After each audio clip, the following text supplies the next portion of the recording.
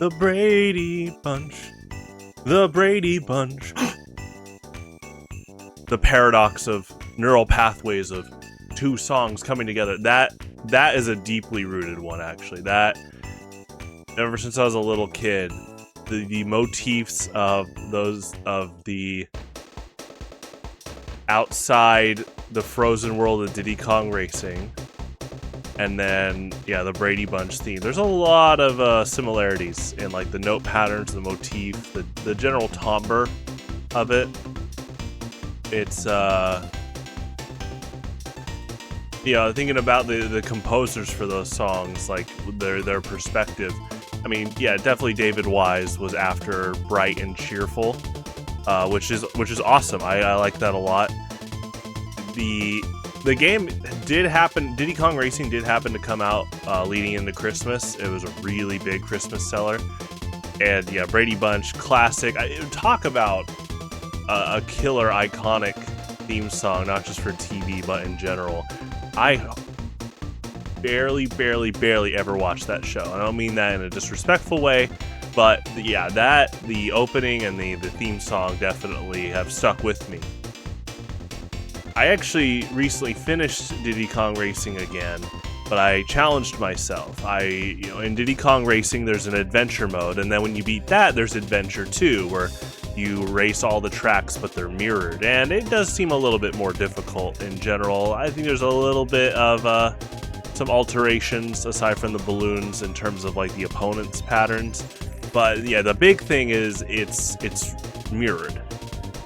I main Banjo in that game, and so in this racing game you race 7 other opponents, get first place, get the balloon. Once you get enough balloons, you can race a boss. There's a total counting the Taj races, there's 9 bosses, 9 boss fights, races, and then counting all the TT races with like the staff ghost, that would be every track included there as well. That's definitely more of a post-game thing.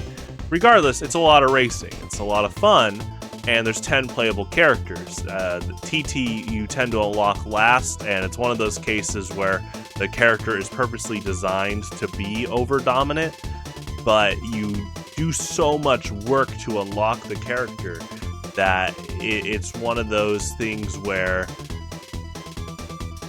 you basically agree with your friends to not play TT if you want a pretty well balanced scenario. It's one of those cases where I appreciate them doing that. I like that the designers went out of their way to basically give you a, people would call it broken. I think in this context he is broken in the case of, they made his stats overboard on purpose, right? It's the equivalent of unlocking God mode, right? So for the context, aside from TT, you got 9 characters. That's kind of the gentleman's agreement. When you say, hey, let's play Diddy Kong Racing, but no TT. And so with the 9 characters, they all have different stats. The main stats in this racing game is speed, acceleration, weight, and turning. And this also affects, the 3 different vehicles in the game: race car, hovercraft, plane. So it's really cool. It's really diverse. Every character has kind of their own motif as well. When you select them, they got distinct voice lines, distinct colors for their vehicles. It's really awesome to see. I love catching stuff like that. And so I always mained Banjo, and he's one of the heavier characters. He tends to have, heavier characters tend to have high weight and high speed, but they have lower acceleration and they have lower turning.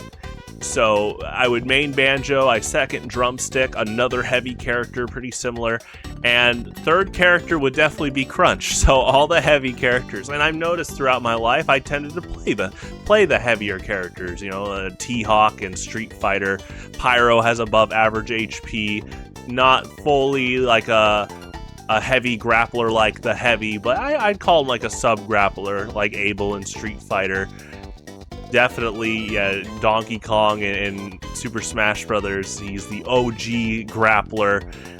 Yoshi is pretty heavy in Super Smash Brothers. In fact, while playing Diddy Kong Racing, I was going through the characters I main. I mean, even in Pokemon, like the TCG, I tend to play big, like Stage 2 Pokemon with a lot of HP, but require setup in general. in Pokemon TCG, you could play Mewtwo, and Mewtwo's ready to go. It's, Mewtwo is fully evolved. But if I'm going to play Venusaur or Machamp, I have to evolve from Bulbasaur, Ivysaur, and then Machop and Machoke, respectively. And so, oftentimes in the TCG, those Pokemon tend to do more damage and have more HP as a trade-off for the more card space you have to put in. And then even in Yu-Gi-Oh!, Neodatalus, a level 8 monster that requires a level 7 monster to be out in play to play it. This big, heavy, awesome monster. Definitely my favorite in Yu-Gi-Oh! And requires, quite a few hoops to jump through. But I like that. I love jumping through hoops and setting things up. I mean, even the Engineer, my second in TF2, requires building, setting up. And he definitely has, the lowest health in the game along with 4 other classes. But there's kind of a nuance there, too, about working towards something. So in this racing game, Banjo does not start out with his top speed. He's got really good top speed, but he has low acceleration. And so what's fun about competitive games, and Diddy Kong Racing including, is that there's advanced techniques you can do, like drifting. While you do drifting, you can actually mash A to try to gain a little bit extra speed. Whether that was intentional or not, we don't know, but in the original game, it's definitely there. Not really there in the DS remake, but it's a nice way to quickly accelerate your speed. Also with drifting, the heavier characters tend to drift outward. And you can also do brake drifting, which means that while you drift and you press the brakes, you hard turn left or right. That's actually a really strong way to maintain high speed, but also hard turn to compensate for the low turning stat of the heavier characters. So it's a lot of fun to work with your strengths and weaknesses. And to me, I wanted to play Diddy Kong Racing again. It really is just one of those favorite video games. And to me, I'm all about pushing for opposites to help strengthen who you are as a person. You try new things. I remember years ago, I actually, as a little kid, I was kind of scared, and I was scared of spicy food. Just the way they, commercials would say like flaming hot Cheetos, your breath will be on fire, hot tamales. And so I remember, ironically, it was Flamin' Hot Cheetos by the time I was in middle school. I was on the bus and someone was eating them and they offered them to me. I was like, I'll try it. And I loved it. You definitely, at first, I remember the first time eating it, I was like, whoa, here comes the hot sensation at the end, right? That if you eat a bunch. And ever since then, I definitely was eating more hot food, but also my good friend Ramen Noodles, aka Michael Torres, he got me on hot sauce at Taco Bell, which was also a good gateway. I remember he would order fire sauce, and I tried it, and I liked it. And then my final, hot sauce gateway was when I went for a birthday celebration at a Japanese restaurant. It was my brother's birthday celebration, and they got sushi. And I remember trying sushi because, I'll try it with soy sauce. That's something to put it on. It seems all right. And I liked it. And then soon after, I noticed some sushi had red sauce on it. Tried it. Turned out to be sriracha. Loved it, right? So it really is venturing out, trying things that you're often not accustomed to. Diddy Kong Racing, I looked at the roster and I said, who is the least played character I have here? Throughout my life, who can I call the least played? It definitely would be Pipsy. Pipsy is the lightest character in the game. She has the highest acceleration, again, not counting TT, the highest acceleration, lowest weight, really low top speed, really high turning.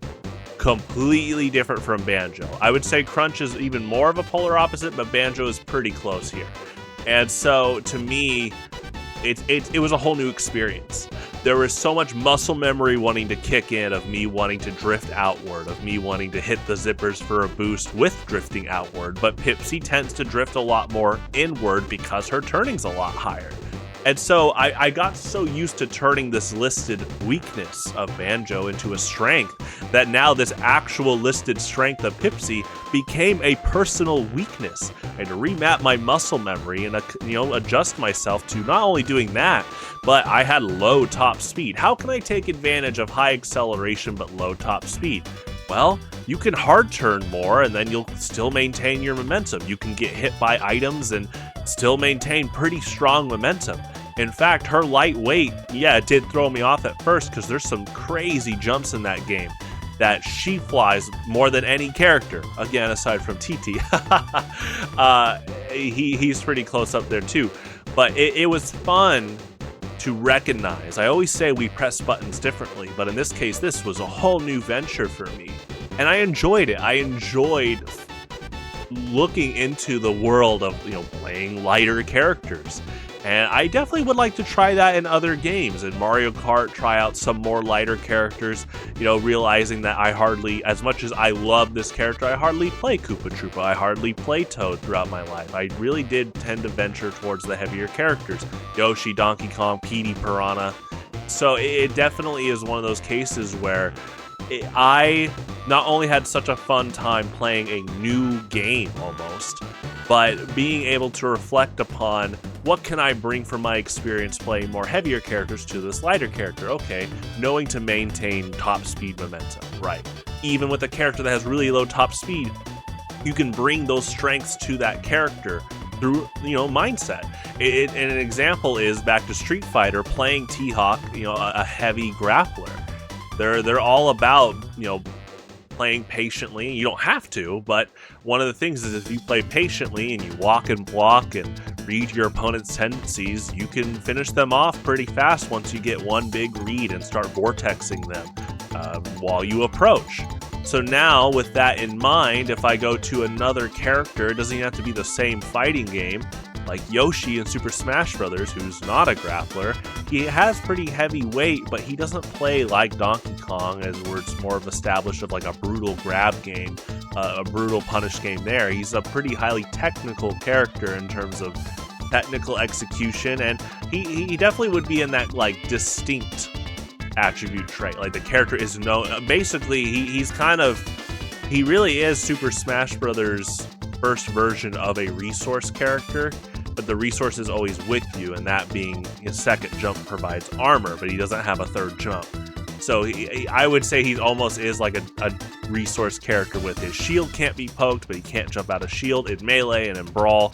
So there's a lot of differences here. How can I apply that mindset to a character like this, who's tends to be more about scrapping with mix-ups, almost like he really is a extremely distinct all-arounder. Like an all-arounder is supposed to be a pretty good, general type fighter, can play a bit of anything. Yoshi is like that, but also associated with a lot of distinct traits.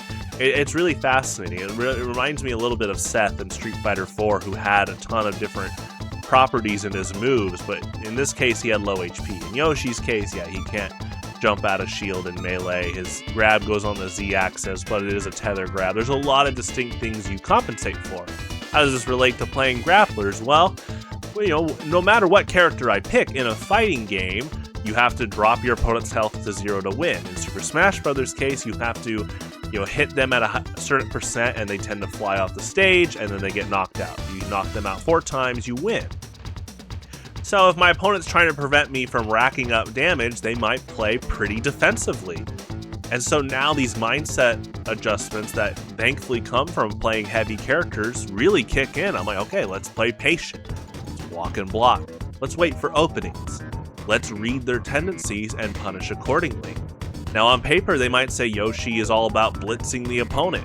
But again, we all play buttons differently, and if I notice that my opponent is pressing buttons, or in this case, not as many buttons, to wait for me to commit to something and then to punish me, how can I utilize what I've worked with heavier characters to my advantage there? Diddy Kong Racing, Pipsy, there were some boss races that took quite a while because the boss's top speeds are really high. Pipsy with the lowest top speed made me ponder, okay, what are my strengths here? I can get to a high speed with boosters, right? Against Bluey, the walrus. That was definitely the hardest boss race for me in general with Pipsy. What can I do here to reach a top speed to try to at least match him? Okay, well in the rematch, there's 2 blue balloons total. Those are the only boosts you get in the race. How can I use that to my advantage in the case of a character that has high acceleration but the lowest top speed in the game? Well, she does already have pretty high turning and she's got low weight. So in this case, when you go in the tunnels, I'm not going to be hopefully hitting as many walls on average compared to someone like Banjo. And then at the very end where there's that high slope, what if I use the boost on the slope to get really high top speed because of my low weight, which will let me fly more? Turns out, using a double boost and getting a rocket on Bluey is the perfect combo to barely beat him as Pipsy. And so you can't beat him as Pipsy, but it definitely seems like possibly the hardest character matchup. But again, we all press buttons differently, and I'm glad I did this venture with this character because it taught me more about how I press buttons and trying to find out new ways to press buttons in the future. I love Mondays.